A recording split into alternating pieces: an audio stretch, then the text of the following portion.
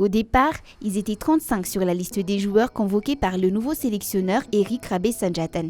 Ils devraient participer à un stade de 10 jours en vue de préparer les matchs qualificatifs à la Coupe du Monde 2022. Au premier jour du regroupement, ils ne sont que 29 à avoir répondu à l'appel. Sur les expatriés, 6 seront absents.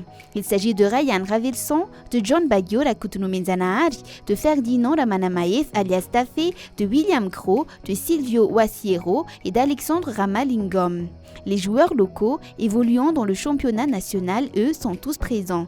Zakanirina Rakutwasmboul, Théodin Ramanzari, Rad Razafnjabe, Sulzatouv Rakutwarsu alias Dodi, Tukranji Atsferen, François Marc Rakutnirin Bonse, Andioun Radzaonisson, Lalain Armanampsou, Tito Razafnjassat, El Hadari Rayen-Nirin, Ouzaniana Patrick Asnirin et Aristide VV Ranev Arsan participeront bien au stage.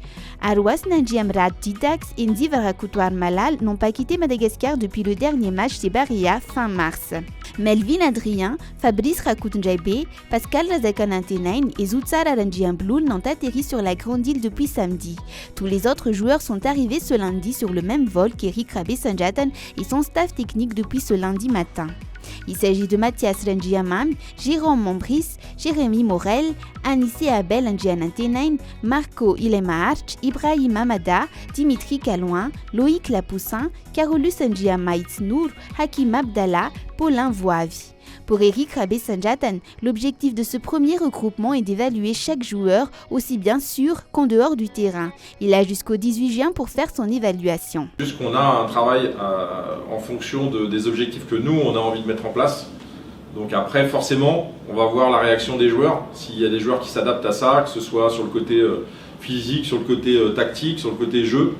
Voilà, on veut mettre des choses en place. On va voir comment les joueurs vont réagir de ce côté-là. Donc c'est pas forcément qu'on va tirer des conclusions, mais on va observer. C'est pour ça qu'aussi on a mis en place ce stage pour voir quel est le niveau réel des joueurs.